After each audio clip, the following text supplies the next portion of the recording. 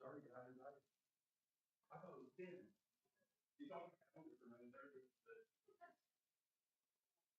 in my brain, I was 9:30.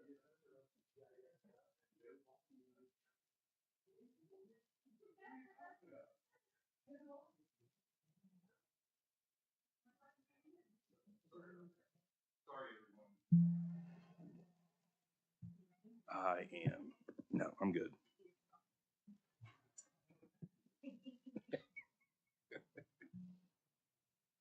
We're gonna have to do that every meeting. I know.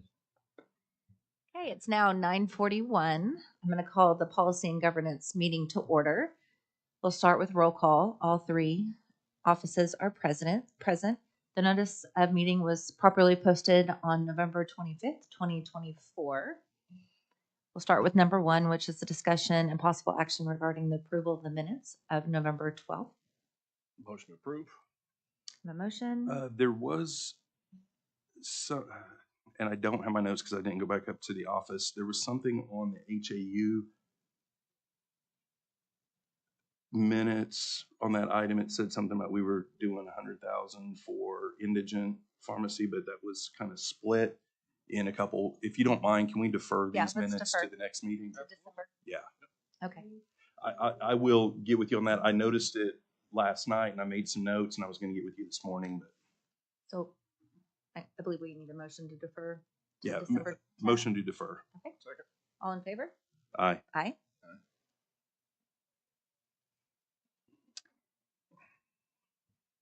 Okay. So I'm going to ask Danielle, are you available? Yes, ma'am. Okay, I'm going to ask your opinion. So I believe that we need to discuss number 2 a little bit later in the agenda.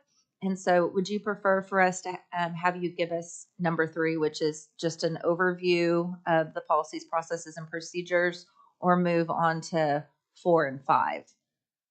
I know I'm we happy need to to jump in on 3. It'll be very brief today. Okay, so we will start with number 3, the discussion and possible action regarding policies, processes, procedures, and status report related to planning, oversight, and administration of Oklahoma County's ARPA fund allocation.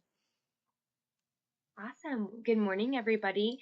So really what I'm using this item for today, we do not have a PowerPoint or anything like that, was I wanted to be able to call out that at the previous P&G meeting where we were using the conversation ongoing about the indigent pharmacy and for the cremation and burial, there was an discrepancy in our numbers that we had on our Excel sheet. So Cody had made a motion for the 229 number that had been remaining in the ARPA account, the 1415 account, to be moved into cremation and burial. But our numbers were a little bit off due to a subrecipient agreement that just was not being accounted for correctly. It did not get the increase it was supposed to. So today there is an item for the drainage culvert inventory to be rolling back into the 1415 account because it is not encumbered funds and it is not funds that they are going to be using. So they're not losing anything on that project. We're not taking away from them in a way that they wouldn't be able to complete the project or anything like that. But there is the opportunity now, because those funds are rolling back, to take a portion of that to increase your 1415 number to make sure that it is the same as the number that Cody had previously motioned for at the last meeting for that cremation and burial services. And I know that's an ongoing conversation that we are going to have today, but really what I wanted to use this item for today was to make sure that I could call out that we had made a mistake on those funding amounts and that it can be rectified because we are rolling some funds back today. It does end up still being a policy decision, but figured you guys would want to move a portion of that $75,000 that will roll back out of the drainage culvert inventory into cremation and burial so that it can reach that accurate 229 number. So that's Danny, really what's all I have on this item today. So Danny, what's the remaining amount then after that portion is moved over? So when you move over the 75, it is 63,000 that is coming out of it. It is 63,353.65 that will come out of that. So just under $10,000 it would be remaining in the 1415 account. 11,000.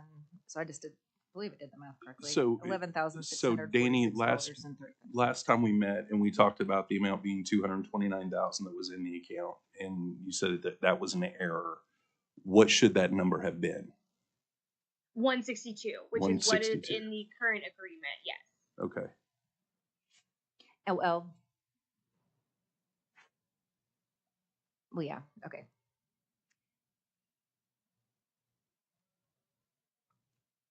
But we have not put that agreement across BOCC, and so so that way we can determine what that amount possibly is going to be today. I did add an agenda item to discuss with the correct amount on BOCC just for disclosure, so that way we would be able to make a decision not for it not to exceed the 229. So what was the one project that was not accounted for on that 229? There had been an increase on the town of Luther's procurement of a fire engine by that $63,000 number. They had originally been funded at $350,000. They got their quotes in, and D3 still had funding, so they were able to increase that number. And it is correct in Munis, and it is correct in the accounting system now that it has been transferred over. It just, that increase did not get caught on our end in the Excel sheet, but it is rectified now. Worked diligently with Chantel on that and could not be more thankful for the ability to work with her and that office to make sure all of our numbers look good. So we've had a lot of meetings in the past month or so, but also always to make sure those look right. And so that was something we were able to catch, and it is accounted for and is in their sub-recipient agreement. It just didn't get reflected in the Excel. It's completely an oversight. Okay, thank you. And so I guess when we get to the point where we're going to discuss if we're going to allocate that funding that you're discussing, because it is on the agenda, we'll also need to determine if that was enough in order to cover the expense of the cremation and burial. So thank you for that update. I know it's coming up in the next agenda item. Absolutely. Any other Thank questions you. about that?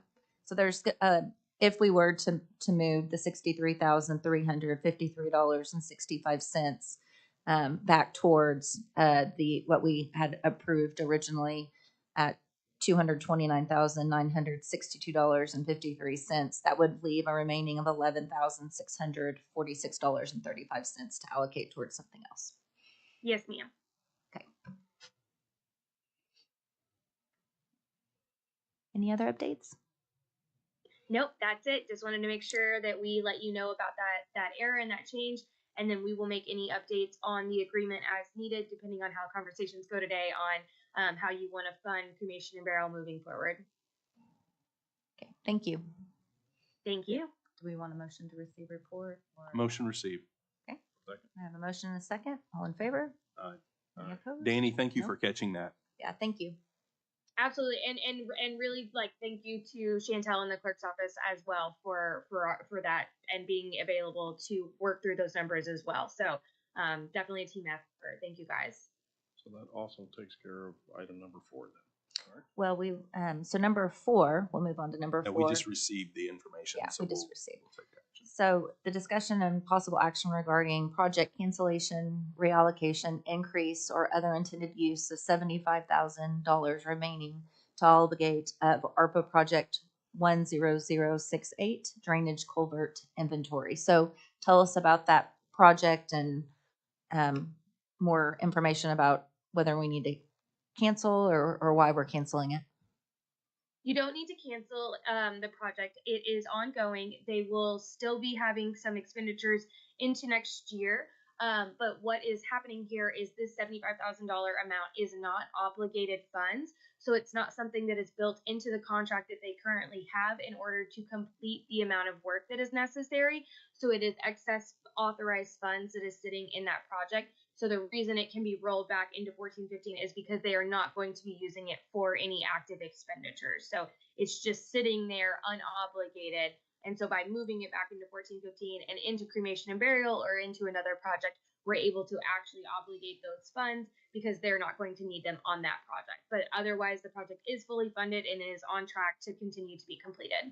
Okay, thank you for that clarification. So it would probably be best to move that money just back into the 1415 Yes. account. So that way on number 6, we can decide how we're going to obligate all the funds that may be remaining from other agenda items. I will make a motion that we return $75,000 from ARPA project 10068 into the ARPA 1415 account to be allocated into a different project. Second. Okay. All in favor? Aye. Aye. We just need to be careful now with it sitting in the other account. We didn't have the likelihood of losing that money because it was sitting there and we could have reallocated it before. Now that it's not allocated, we're going to have to And we can do that. figure out what number we're going to do with 6. that.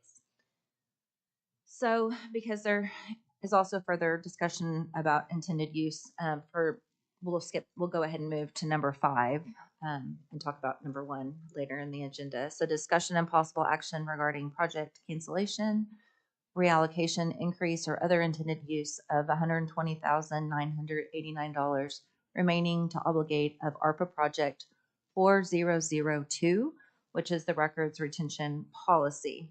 So on this one, just a little bit of history. So we are required by statute to the BOCC to have a retention policy. And I know that this is something, how long have you been here? 12 years. 12 almost. years. So I believe even longer than your tenure here that the county has been trying to accomplish. And it's just really not an easy task. I have a DA opinion from the sheriff's office that states that 2002 OK AG 13670S 207 requires the BOCC to adopt a record retention policy that sets forth the length of retaining records and must be kept before destruction. No policy exists at this time. So it's something that we really need to accomplish. And so I really appreciate District 3 when Colton was here in regards to working with us in order to accomplish this feat. And I know that we've had meetings and executive session also with concern about making sure that we have enough storage and that we have a better understanding. And we do get a lot of open records requests. And so having a retention policy will help us, understand what we can keep, what we need to keep digitally, and what that items that we can disregard. Another Jim Anderson was going to be here, but he's off today for Thanksgiving. But he had reached out and in regards just to the concern and need. He has fingerprint cards from 1950 that they want to purge, and warrants on people that still that have still alive would be 110 years old. And so this is just describing the magnitude of how much this is needed. I also have some concern in regards to sensitive guidelines that allow us to shred a warrant or fingerprint card for a 100-year-old person. They have 20-year-old site checks logs from the jail. And so they're really interested also in the effort of creating a retention policy. Now, we do know that the other elected officials, and especially with the IMPASEC policy that Dane's office did a wonderful job putting together, that it does indicate in that policy that each elected official is responsible for having a retention policy, correct, Dane?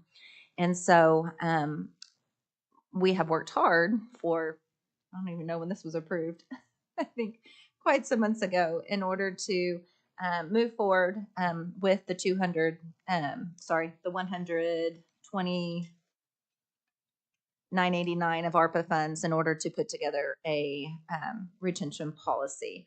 After Colton decided to move on to another opportunity, and then we had the transition of Mr. Foster joined District 3. I picked up the contract just to review and make sure that we had ran it past legal. And Chantel, Dane, myself, and Danielle found some discrepancies in regards to term as well as billing. And so we were able to reduce the amount of the contract down to $94,944.14. And I have a copy. Motion to receive this. document. For each one, and have had several conference calls with them in regards to what this looks like for the county and what is included in that contract. And so we do now have a reduced amount for that agreement. We are ready, after we discuss what we want to do moving forward, to put it on BOCC. But before we do that, after we make it, if we decide to do that after we make a decision today, we would get a subrecipient agreement, since we will be using ARPA funds for that to pay for that contract. And so that's just kind of a historical understanding of where we're at. It's something that our office, in regards to retention policy, really wants to see accomplished for the county. And I just thought it was a wonderful idea that Colton did have in regards to spearheading using ARPA funds in order to pay for it, since it is an eligible use of funds. So that's my update. Further discussion? Yes. Commissioner Davidson has met with county clerk. As you know, county clerk is utilizing EY, to contract with EY to find efficiencies within their department. He eventually would like to expand EY's scope of work to find efficiencies also countywide. One thing that could be done in the future in terms of that expansion is also the records retention. So his suggestion was to take that 120,000, that, what is it, 120,989, that's already in the account for records retention, and utilize that elsewhere. His suggestion, when you look at items 7 and 8 on the agenda, was to take 75,000 of that 120,989 and allocate that for impact 405, and then just take the remaining 45,989 and increase the amount going to Fields and Futures.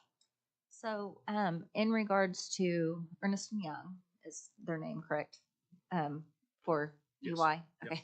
Sure. I had to figure out what it stood for. So, in regards to using Ernest and Young for, Let's go ahead and vote, if you don't mind, on receiving the documents. Oh, I'm That way I sorry. can get back to look All at in the favor? agenda. Aye, Hi, thank for- you. Now I can look at the agenda again. Oh, thank you. My screen was stuck.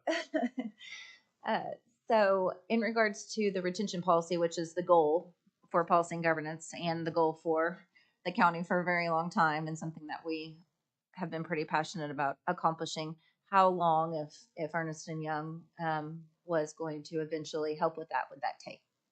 Don't know, that remains to be seen. And then what would Not have that discussion. the potential cost be for utilizing them for those efforts? Was, if I remember correctly, we can get those figures exactly from county clerk or from Ernst and Young, but I would believe it was around 720,000. Okay, so In that neighborhood. 720,000, and so That was for all of their efficiencies. Services. Yeah, all of their services. Well, I think if we're gonna expand and we're gonna look at county stuff beyond just what the clerk is doing, I mean, I think the clerk had chosen, professional services contract to handle their stuff in-house, their own stuff. Yes.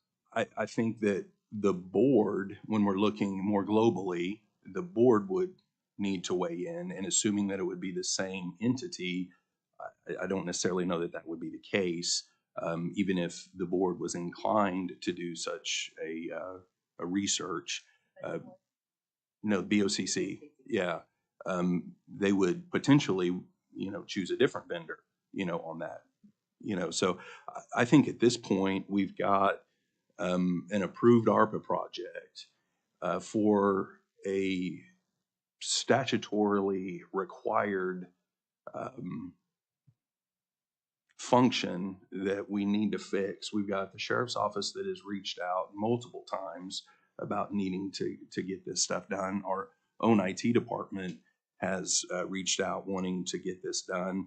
I've talked to several other elected officials' offices, and they're like, yes, we need this. So I think the best course of action is to move forward. Now, we would have a potential reduction based upon the new number, the 94414 instead of the 120 plus. But I think this is a way that we can get an entity in here that understands how to write, how to propose, how to structure a retention policy that could work for everybody. Because I know statutory requirement is different on different records, and some elected officials may have an idea that, yeah, statutorily we have to keep this record for 5 years, but for whatever circumstance, we would like to keep it for 7. This entity would be that go-between that could, liaise with all of those offices and figure out what works best for their needs and bring all of that back into a consolidated document that we could approve and have on file for the county as a whole. I know there's some concern on some of the documents we have here that are not county, that are state related, and I think any of those documents we could make crystal clear that the policy that we have is related to county documents and county documents only. Any documents that are on this campus that are related to a state function and are state documents in nature would follow a different retention policy, one that is set forth, whether it's from the AOC or whatever, but it would not be encompassed in a county records retention policy. I think this is something that we've worked on, or that we've wanted to get accomplished for a long time. I think we're right on the cusp of being able to get it accomplished, and waiting for another entity that may or may not be chosen to maybe do another project. I think we would just be getting down the road and maybe not even being able to get this accomplished at that point. And the retention policy, if we were doing an efficiency study, for other areas of county government, I think the retention policy, I don't necessarily see as necessarily part of that. Those discussions can still be had. This is kind of a one-off. So if I understand you correctly, you would like to change you would recommend changing the encumbrance of 129.89 to the contract amount, the 94,944, and then reallocating the difference? No, I would, I just did the math. So, if originally we had a motion to recommend to the BOCC to move forward with Iron Mountain, which is at $120,989. The difference between the contract that Colton with District 3 was working on versus the contract that's been revised amongst our team is $26,044.86. And so that plus the amount from the 75 that we had just discussed is $37,691.21. That would be moved to 1415 to reallocate towards a different project. I would be in favor of potentially amending the approved amount for this project to $105,000. The proposal's 94,944.14. We do need to consider the statutory ability for change order money, which is 10%. You're messing on my math. What was that? So with the change order with 10% added, that would be $104,438.55.4. So I would say that we would want to have at least $105,000 on there. Well, I think 105 would be sufficient. Yeah, keep it even. Yeah. 105. Because of the need, obviously, for a very long time for a retention policy, and something that I have been very focused along with District 3 and District 1 in accomplishing during my tenure here, and being able to help provide the support for Dane, so that way it doesn't just fall on IT in order to figure out, or one individual department to try to run across the DA or meet with all the individual elected officials to gain understanding of the purpose and of communication and efficiencies, retaining the retention policy. I agree that this is something that we need to get done now. And my only concern, Paul, and I do appreciate your research, is that I don't know how long it would take for Ernest Young for us to get to that point. And I also don't know a lot about, what that overarching efficiency would look like for the county. And I also don't know how we would pay for the $700 plus $1,000 to do that. And if it was something that it would end up being voted on amongst all 3 districts. And so because of that, I would, if that's your motion, I would second it. Yeah, I mean, since I've been here, District 1 has kind of taken a stab occasionally trying to work on something like that. And it's just, with everything that we all have on our plates, this is just something that gets pushed further and further back, because none of us have the time to be able to allocate to a project like this. And nor do we have additional staff that could step in and do that. I think we've got a good opportunity to get this wrangled now, and start the ball rolling forward. So I would make a motion that we continue forward with the record retention ARPA project 40002 project with an amended amount of $105,000. And then I have And the one, remaining difference from the 129.89 and the 105,000, it's $15,989. with the $15,989 being rolled back into the 1415 account to be able to be allocated to a different project at a later date. We have a motion.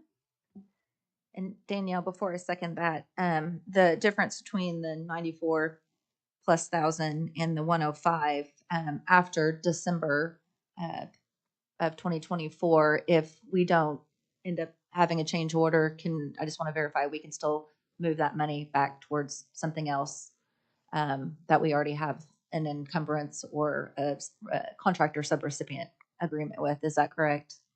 Correct. I just don't wanna lose existing those funds. agreement has to be in place. Okay, I just want to double verify. So I will second that motion. All in favor? Aye. Aye. All opposed? Okay, we have one. Ayes have it. I do appreciate your work on that. It's just Absolutely. the Yes. retention policy is so something we need. So, but I do appreciate your work. Okay, so the next thing that we're going to, Hang on real quick. So you will get the Oh. contract on to BOCC. thank you. So the plan moving forward now would be that I will put the contract, the agreement, that's OW, as well as work with Danielle to put together a subrecipient agreement for that amount, do a requisition so we can encumber those funds, and then add it to the December 11th Board of County Commissioner meeting for approval. Perfect. And then one last thing that we need to discuss regarding this, just so that way we understand amongst us, is that there will need to be a point person that works with Iron Mountain in regards to just, helping facilitate connecting with the elected officials, anything that comes on, up, on down the road that they may need, a point person. I'd be happy to do that unless Cody, you have an interest. I don't have an interest. I'm just wondering if, I mean, if we're just talking about scheduling and moving them, Providing them information in regards to who to contact. I think we could have Miranda as the Oh, that's a BOCC good idea. administrative assistant handle that. Okay, I appreciate that. Yeah, so we'll have Miranda, and I'll meet with her and connect her with Iron Mountain, and include Dane in all those conversations, and we will have her be the point person. Thank you for that recommendation. That's a great idea. Any further discussion regarding number 5? Seeing none.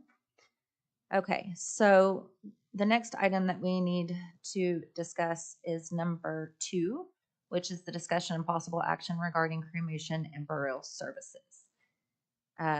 We have had 2, we'd sent out an RFP and had 2 bids that came in that Paul had been working on in regards to identify. And then we also have the option in regards to keeping the services in-house and having Christine continue to provide the communication and research internally. And I have visited with Dane, and he is okay with moving forward with that. But I'd like to hear about the RFPs first from Paul. Well, I have 2 questions. One for Christine. On each one of the indigent cremations that has been done, has the ME waived the permit fee? Christine, will Christine, you? please. Yes. Thank you. So we can hear you. Hey, Paul, is your mic on? Yeah. Sharon? Yes, it is. uh, the medical examiner does waive the fees after we send the approval for the cremation. Okay, and that's been consistent across even the last 5 years of Th- data that That you've that given us? has always been a professional courtesy. Okay. Yeah. And then my second question is for Chantel. You on the line, Chantel? Yes, sir. Okay, where did Chantel. I see the stuff that you sent us this morning, and I'm assuming this is after you've talked with alternative cremations and funeral services again. Where did the $695 per cremation, where did that number come from? The bidder proposed a yearly fee, and as part of our normal evaluation and procedure, we just reached out for clarification because the proposal required a per burial or per cremation fee. Yeah. They did provide that. They did provide an explanation that in their fee proposal, which was also requested that they explain their fee proposal. They included that the yearly fee was an estimated amount based on these numbers, and so they provided that calculation. I do have that supportive documentation to provide to all of you, part of the file. And that was one thing that I can also speak on for the other bidder as well. Their fees are proposed estimates, and a fee proposal in this type of solicitation can be negotiated. This is based on multiple criteria, including fee. Okay, because originally I was looking at the RFP when the estimated yearly amount, those were initially based on 200 cremations a year as an estimate, and so that made the cremation just over $1,000. So I was wondering where the difference was between the 695 and I think it was 1,017 for each Sure, one. I can kind of explain that. Our RFP did mention what Oklahoma County may estimate a certain number of cremations or burials or cases per year. However, that was not a requirement to be part of the equation or calculation for the bidder's fees. The bidder was just responsible for providing a fee and then explaining it. One thing I did receive from Alternatives Cremation and Funeral Services was that they did not use the 200 case number. They used a higher case number for their calculations. And again, I can provide that to all of you. Their proposal was an overall yearly fee in order to kind of explain where they're coming from. But I did work with them in order to better understand their calculations and those fees. And Okay. so they submitted the numbers that are before you. They submitted a form, a standardized form, and I can provide that to you. Okay. Last question. Did that 695 number include the ME permit fee? I do not believe so. Okay. Okay, well then to give you a comparison with these that we have here that we received this morning, the 700 on the absolute economical one includes a $200 ME permit fee. So if the ME waives that fee, this is now 500. Well, but just because the ME waives the fee for the county doesn't mean that they would waive the fee for a non-governmental entity. Is that correct, Christine? That is my understanding. So we don't know that for sure until we contact them. I have asked specifically if that was included. I've actually asked a funeral home, visiting with the funeral home, and they said it is not. That's a professional courtesy for the county as a nonprofit, I guess, or as a governmental A subdivision of the state. right, but not for private sector, private businesses. And then I have a question, if you don't mind. So historically, whenever we're contacted by a family or the funeral home or medical examiner, do we, in every case, cremate, or do we sometimes provide burials? Only in specific circumstances. If it's a minor child, we'll do a burial. If it's an unknown, from the medical examiner that we must bury to resume later, we'll do that. But 99% of the time, it's cremation. It's just more affordable. Okay. That's And what I then, was gonna ask you, if you had to give a percentage, what would it be? Yeah, just 99% in cremation? the last 10 years, I maybe have done 5. and then do you remember what the cost of that burial is? $700 is what we pay. Okay. And so the cost from the RFPs that I'm looking at, if we did do a burial, one vendor is at 3,400 and then another one is at 4,756. And so I just was curious as to what the percentage of cremation versus burials were, because that is really high. That was under our policies. I don't know Well, what their policies. Yeah, and that's the thing. I think just looking at, and I could be missing something, but just looking at the RFPs and then looking at our costs that we have been paying, even if we make some potential salary, even if the salary was, if we made up that difference, I think it's $15,000, we're talking $80,000 a year.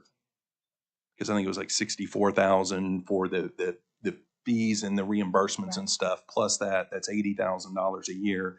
Looking at the costs that these RFPs have provided are considerably more than that. And we have a policy that has been put into place to where we limit the burial piece versus the cremation. If we have another entity that's making money off of this, and what are their controls going to be in place? What kind of motivations are they going to have to adhere to cost saving measures that we have internally as the county, since we're the ones that's paying for it? I'm, after looking at the RFPs and looking at what we've done and what kind of service we've been able to provide and everything, I'm inclined to continue doing it in-house. Well, the part that I added on the bottom here, I took, you want to take these? Me? Yeah, I just took your This numbers is from. the same information, No, just I took your for numbers from what notation, you we have sent this us. information Okay, via all email. the table, that's what you sent us. Okay. Just to give apples to apples here. So I took the numbers that Christine sent us and also the salaries that we received from Dane later and put all those into this. So historically, over the last 5 years, based on these numbers, if you, including the savings that was done, if you also include the salaries and benefits to administer the program, over the last 5 years, we've been paying roughly $750 per cremation. And I was looking at cremations because since 99% of them are cremations. Historically, we're paying $750 over the last 5 years. Now, with the new figures that you gave me in terms of salaries, I'm not going to release any of that. In terms of those We have to discuss figures, that, so it's now okay. we're going forward. It would be roughly $650 per cremation. Yeah, I'm doing that. I Actually, it don't. was 660. I don't. If we're So- talking about an average of, So the cost of, while you're doing the math, the cost of, I'm looking at the information provided by the funeral homes that I have received, because before we started these conversations, was doing research in regards to what it costs the county. So it costs $365 for an adult, and then $260 for a baby. And I confirmed, just like Christine had said, that because it comes from the county, that the permit for the cremation is always waived. That is a good question in regards to whether if it's a third party, I don't know. But in talking with Dane and him providing the information in regards to what you're making at MIS versus what you were making at the time for at social services, there's a difference of a little under $15,000. And so something else we do need to discuss on the horseshoe in regards to what, if we were to move forward with having it in-house, what we would compensate you for in regards to a stipend annually to do this service. And so that divided, I mean, that's minimal compared to what plus salary and benefits was costing the county in regards to an individual comparison. Absolutely. That's $15,000 versus, I believe, benefits and salaries was around 90. Yeah. So I think if you look at I think the average is around 200 a year is what we do. And Well, the average is that we 176. have 200 that come in. Mhm. They're not all right. approved. Okay. Yeah. So if you just look at last year was basically the highest total cost. We had another year that was 205 and $300 yeah. more. Mhm. But if you take that number, the 64,240, and you add, if we did, and I think if we were doing a stipend, it would be a max. I'm just using a maximum amount. You add the 15, it's $79,240 is what it would cost us to run the program in-house. And No, that that includes 15 is their that salary and 15 benefits. additional as the stipend in there, because part of that salary and benefits is already being paid because From she's MIS. doing other things in MIS that's being paid for from a different bucket. So it's only a $15,000 salary or stipend piece that's associated with this. So how many cases do total cremations approved? 176. So if we take that number divided by 176, that's $450 is what it Or costs. less. So in 2024, there was 218 applications processed. You denied 42 because you found loved ones that would be able to cover Either- that It cost. would either be loved ones, or they had funds available, or they didn't die in Oklahoma County. Those are things that we have to look at. So just the 42, and I appreciate Dane and Christine for taking the time to provide this information. Just the 42 saved us $15,330. That covers her cost of just the stipend. And we don't know that an outside vendor is going to be as diligent trying to do this kind of research and do the things that you're going to do, let alone whether they're going to, default to burial versus cremation or whatever. I mean, it could get out of control really fast on the expenses, whereas in-house we can control it more. You've had a track record of it here. I'm comfortable looking at a 5-year expense, knowing what kind of a maximum, if we had the stipend, I know what we're kind of looking at here. Whereas if we go outside, I have no clue, because they may not, they may just take an approach of, okay, if we get it, we're going to just process it through it on the county's dime and not do the research like she's done. I think they're more ethical than that, but you're absolutely right. Well, but they may not have the time. I'm not saying who's ethical and who's not ethical. I'm talking about the processes that we have in place are different than potentially what anybody else. I'm not casting aspersions on anybody. I'm just saying. Just to set your mind at ease on that point, I have talked with both of them, and their processes were almost identical to what the county's doing. So I'm just more comfortable with what we've done, knowing what we have, keeping it in-house. I have one other point that I'd like to bring up that when I was sitting here at 8 o'clock last night trying to wrap my head around what is the best thing for the county, and was bugging Cody asking questions about agenda items. For Legistar, the amount that we have budgeted is 70,000, and then the only thing I was just wanted to make sure that we're clear about, because I've learned to look at the budget and look at like what our current expenditures are, is that we have a current encumbrance of 49,275, and we have a current expenditure of 21,515 with an outstanding invoices. And this is not current. This is just since October, so it may have changed of $4,155. And then there was also a document that was sent out to all of us, I believe, from Christine and that in regards to 12 cases that you were still working. And so you said you've only taken care of one of these. One is completed. The others are either after the date, the November 1st date, or they're still providing documentation to verify eligibility, or I'm waiting on something. Okay.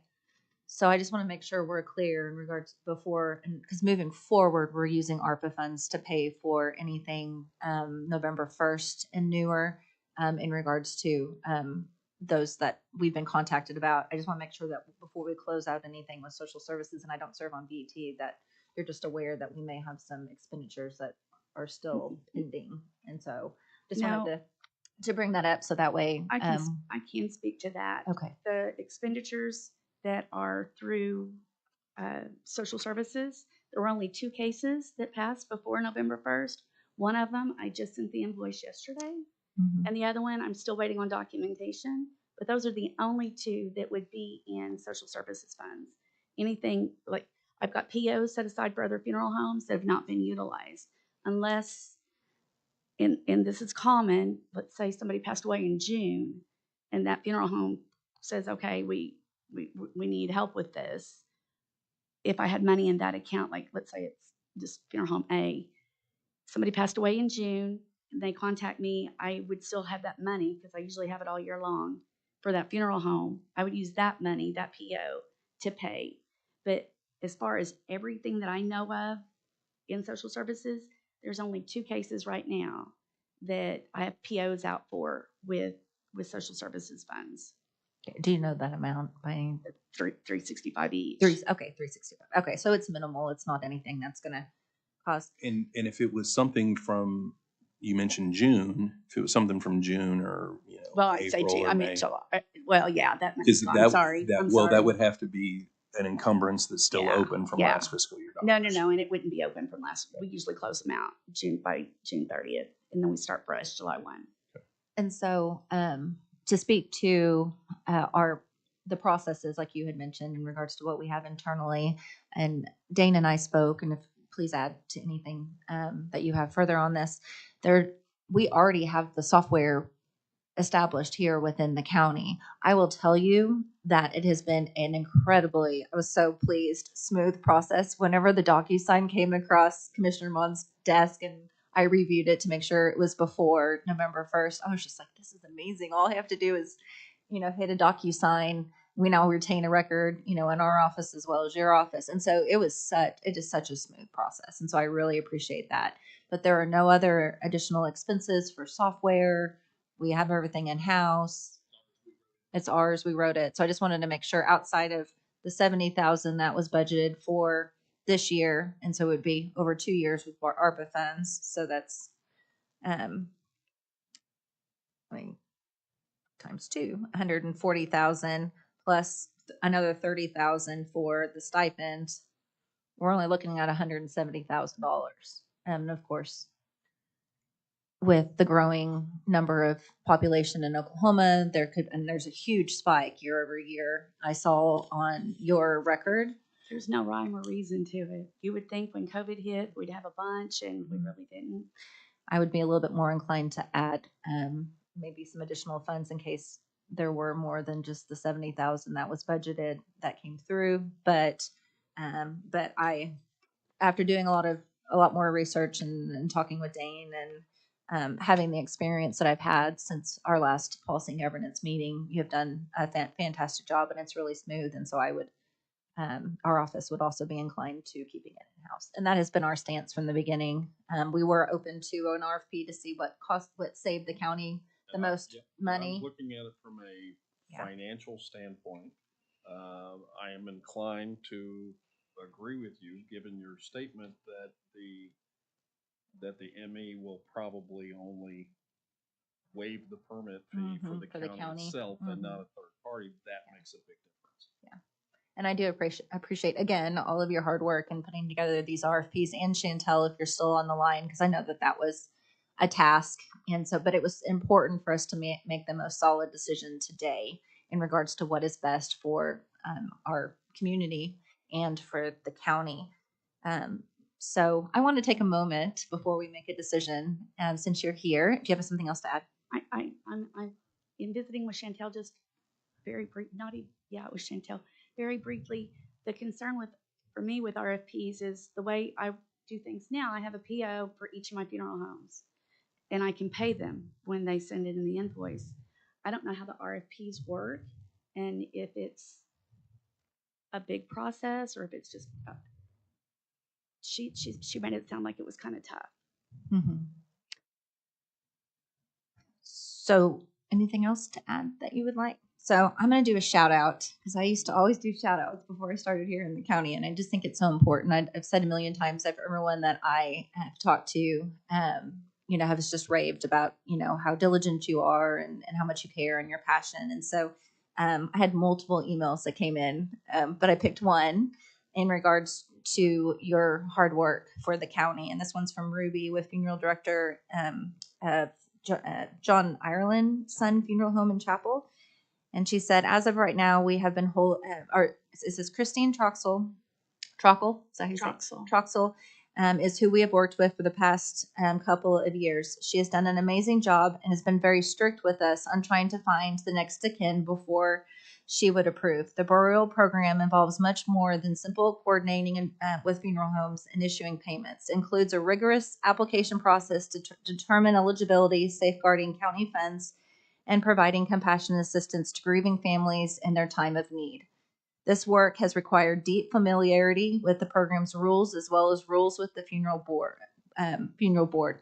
Without this program or Christine, us funeral homes will be forced to deny unclaimed deceased.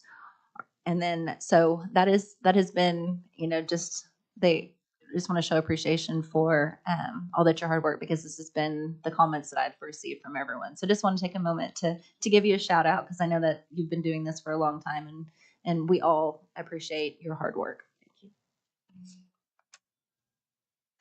So I think what I would be inclined to do, after looking at the numbers and looking at the high that we had in the last 5 years of the total approved, which was 205, if we take the 205 times 365 is 74,825, and then I'm just putting the 15,000 on the stipend. I don't know what that's going to be, but just as a placeholder, that's 89,825 per year.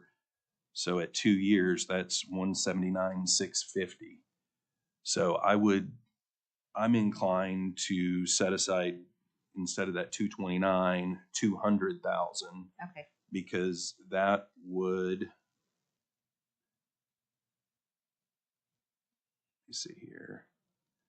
So we have, in for your math, we have this amount. We'll have to move That gives us, at the 365 per occurrence, that gives us a wiggle room of beyond the 205, which was the high number. If it was almost 28 more than our high year of 205, so over a 10% increase, the 200,000, if you had that increase for the next 2 years, $200,000 would cover that. So I think that, does that sound reasonable? It sounds doable. Is there a contingency plan in place? I mean, if I see that I'm getting up to 180, 185, do I call you? Well, it would, what did you guys do whenever you got up close to the 70,000? We got a new PO. But you only had a certain amount budgeted for the year. Social services had a budget. I would turn in that information to Carol, our fiscal officer, and we would do a PO request, and something about emergency, and we didn't know it would be encumbered was the reasoning behind it. We'll have to call her to get details. But historically, we've not gone past that number. I'd just like a contingency plan just in case. Well, So I you would got say you over would a just- 10% contingency plan. You got the highest number one year you had 135, you had 140, Right. 173, 176, 205. This would allow you to have roughly an amount for each year of 233. Okay, yeah. Okay, Because 233 times 365 is $85,045 plus the 15 that I said on the stipend is $100,045. 2 years, that would be $200,090. So you'd have enough for 233 or whatever that was. So So you'd have to move, so you're saying 200,000? yeah, I would just $37,391.12 for 1450. well right now We only have 160. no, because we moved money earlier.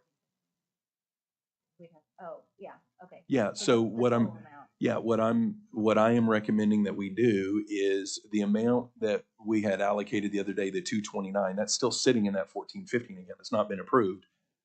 Okay, yeah. So 1450. so yeah, we haven't done anything with that. And then that number actually wasn't the 229, it was 160 whatever. We've moved more money over into there.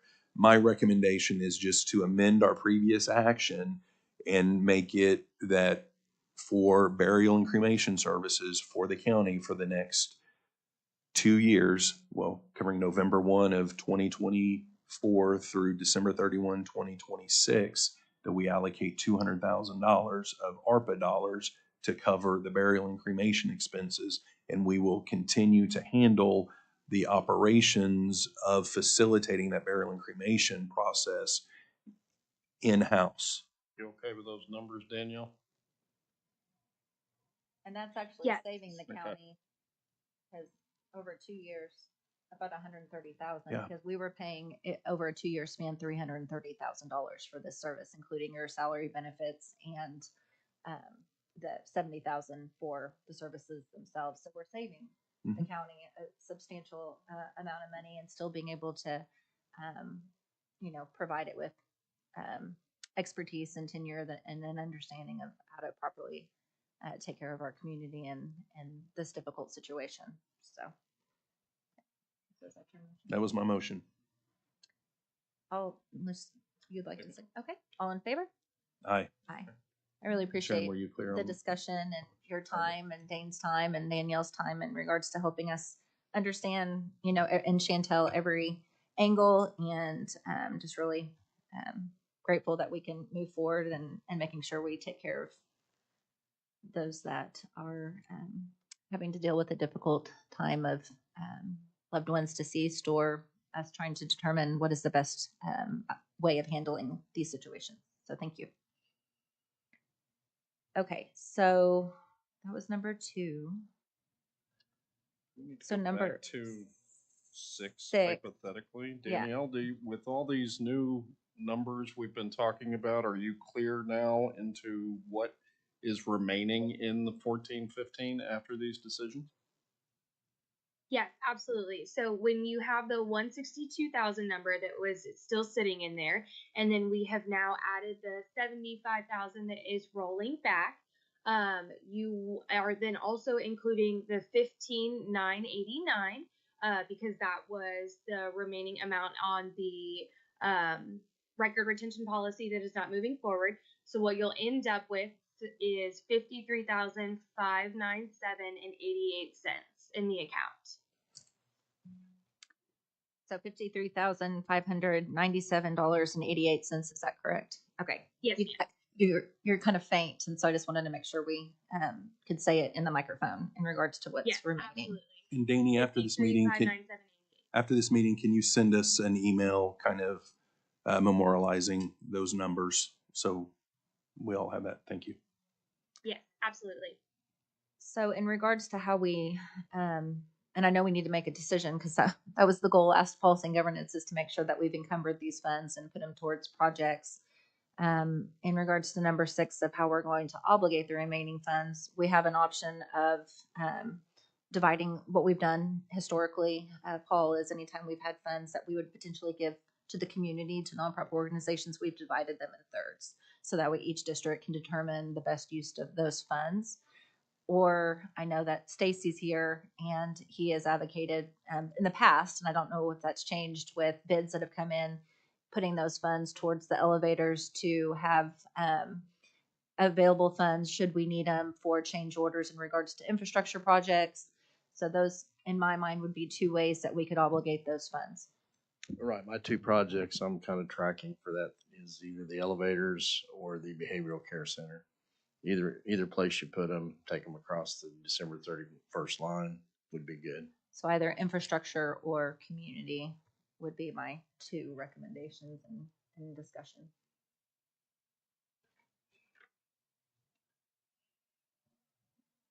What are your thoughts? I'm almost inclined to put it toward the behavioral care center especially because we're gonna be taking out additional for FF&E once that gets going. I would pause on the behavioral care center because I know that there's probably going to be additional expenses, but we haven't voted as the BOCC to move forward with that project yet, 100%. And so, but if we did put it towards and that was one of the items that, he listed, the projects in addition to elevators. If we put it towards that elevator fund after December 2024, we can always reallocate any funds that are available in there to put towards any type of project. It was just the easiest from what I understand, Stacy, in order to put it towards, because we anticipate some additional cost to be able to remove from and put it towards other projects. Am I correct? Okay. Well, in the deal with the elevators, District 1, we've been kind of on the record that all of these projects, we expect them to come in at the budget. And if that means making concessions and not, getting certain things that we wanted because of different cost issues, that we're going to have to, make those concessions. The elevator situation is a little bit different because of when we got the contract to them, it may require us paying overtime. So not changing the project at all, but just to give the vendor enough time to complete the project. We may have to pay overtime to get that done. That's what your concern is on the cost. He's shaking his head.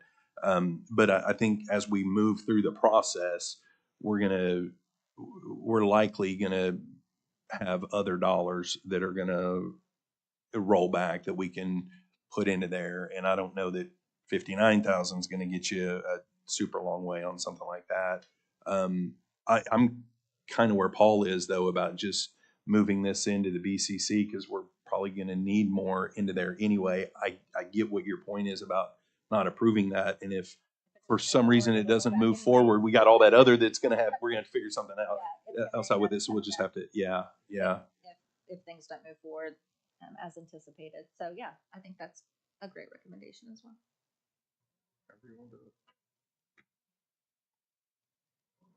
Yeah, I'll make a recommendation to use the remaining roughly 59,000, but whatever dollars are left in the 1415 account after the actions that we have taken today, that we zero that 1415 balance by moving those funds into the BCC project. Okay. Do we have a second? All in favor? Aye. Aye. Any opposed? No. Seeing none. Okay, so because of the actions that were taken today, number 7,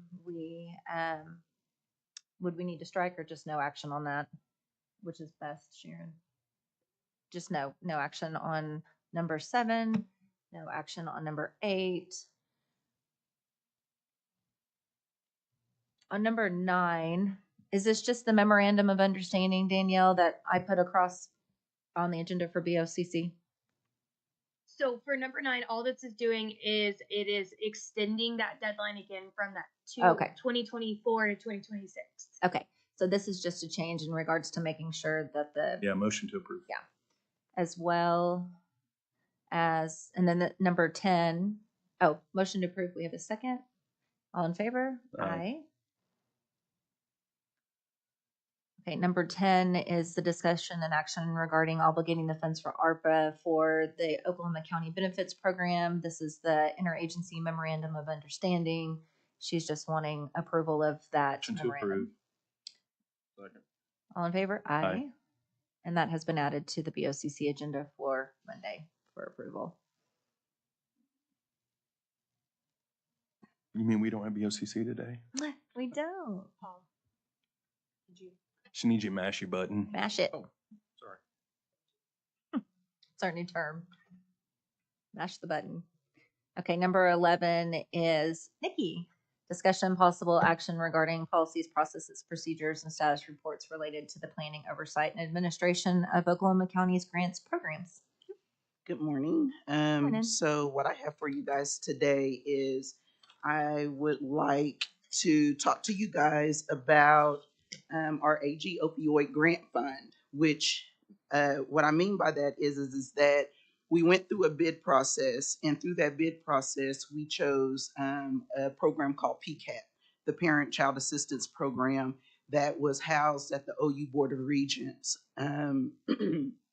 They contacted me and let me know that they lost their additional funding and that they are no longer able to accept the 284,813.63 that we awarded them through the bid process. I reached out to you guys. I let you guys know that, and I let you guys know that I was going to reach out to the Attorney General's office and get guidance on what we needed to do to reallocate those funds to whomever. With the conversation that I had from the PCAP program, she basically said that the program was being picked up by a nonprofit and that this nonprofit was now going to kind of run the program. And so we had the option, if we could, to be able to reallocate those funds that we allocated to them to that nonprofit so that they then can run and start that PCAP program. What nonprofit is that? She didn't say who it was, but she just said a nonprofit.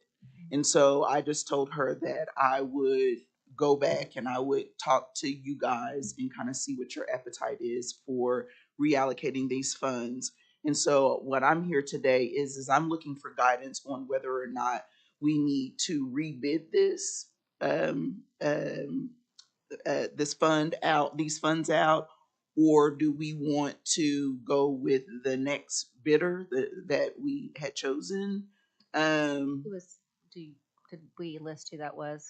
Or is that? We didn't. We chose the top three. We chose a group.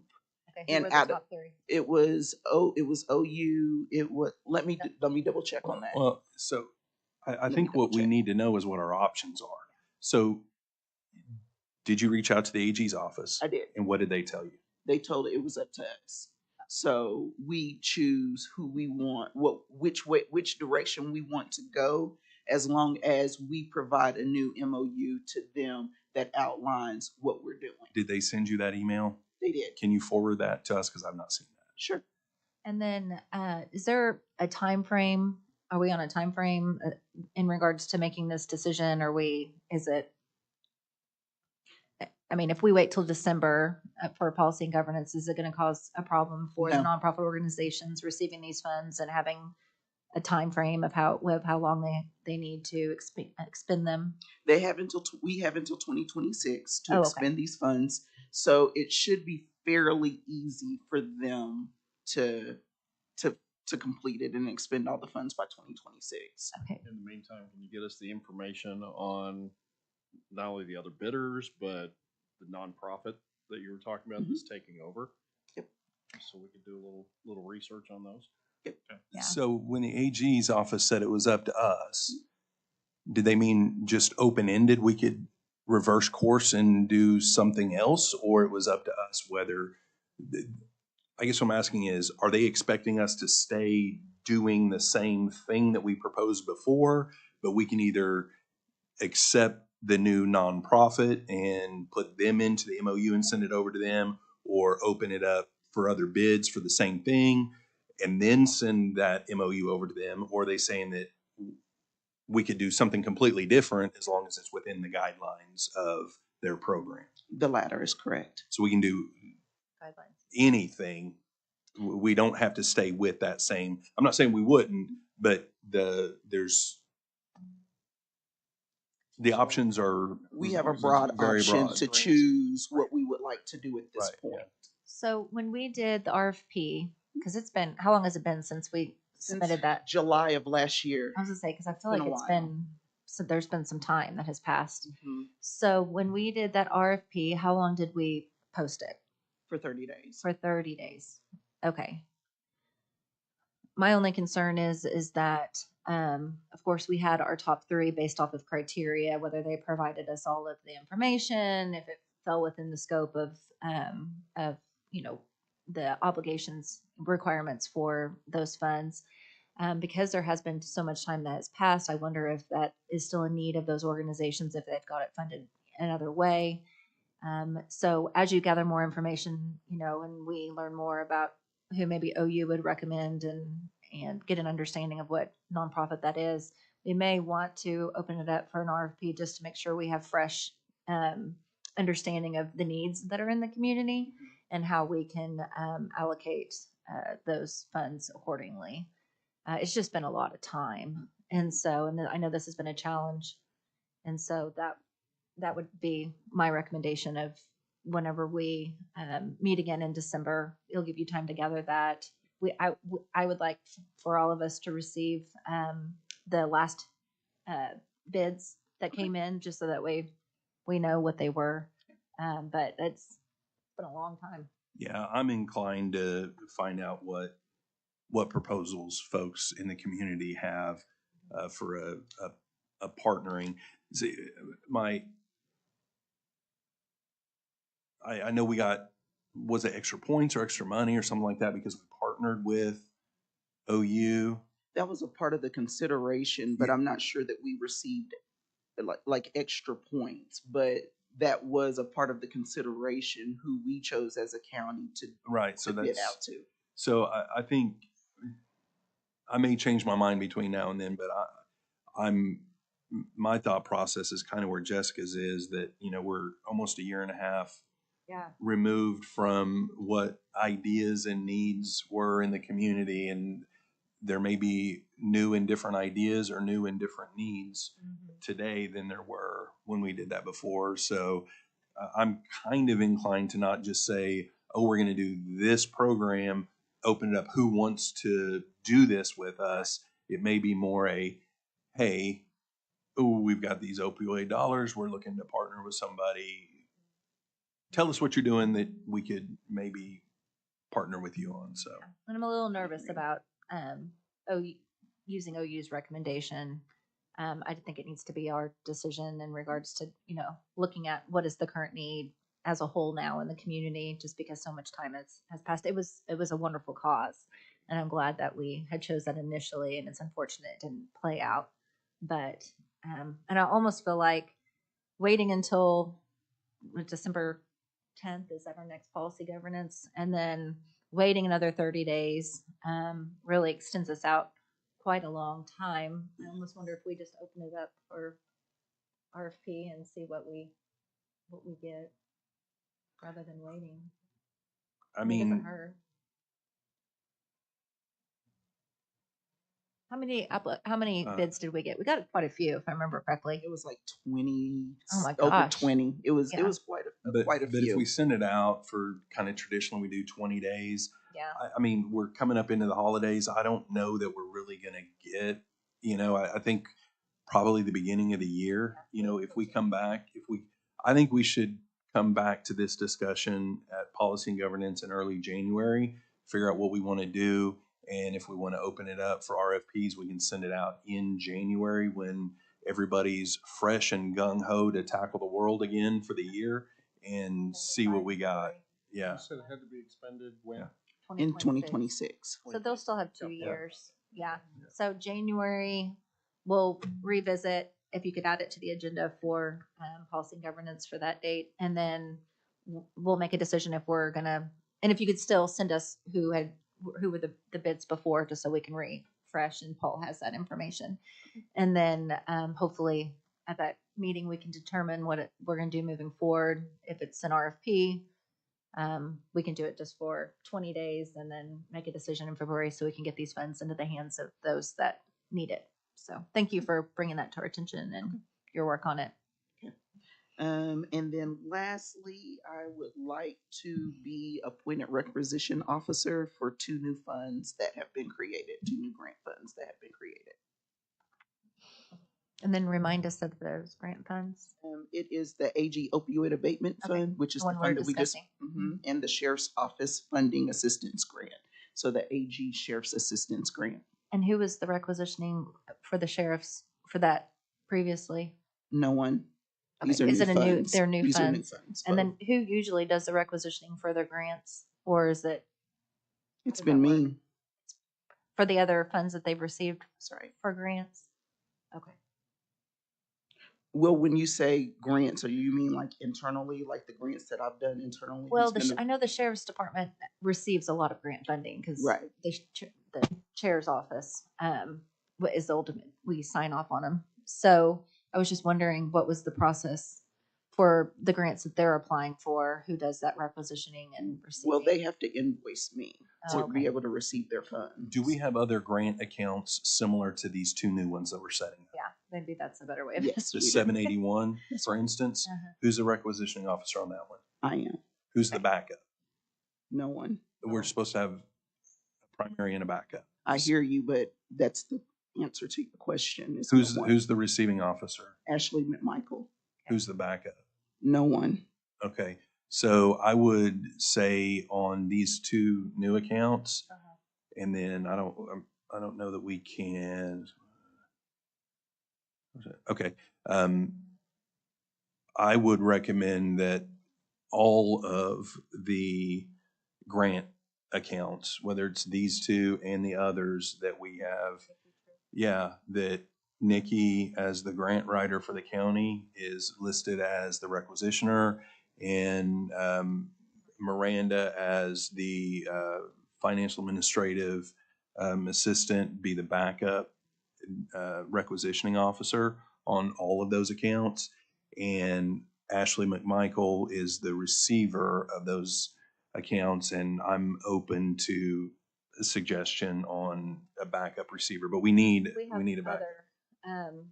Other accounts that we don't, that Ashley is the primary, but we don't have a backup. So I think we just need to identify somebody else within the county that could help with receiving. Okay. Because I think they're maybe do an audit of where we're short in that area or at risk of not having somebody. Okay, well, for now, at least we can get a backup. That way you don't have to and come to us. primary on requisitioning. Yeah, every time. You just know that you just need to put it across BOCC and the consent docket. So that's your motion? Because on these accounts, there's more involved.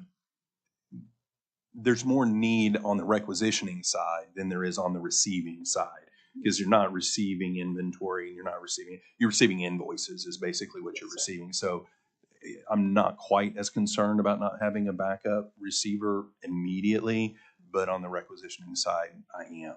So yeah, that's my motion, is that the requisitioner and the backup requisitioner for all of our grant accounts be, I'm not going to name a name, I'm going to say that it's the grants writer, the Board of County Commissioners grant writer, as the primary, and the BOCC financial administrative assistant is the backup.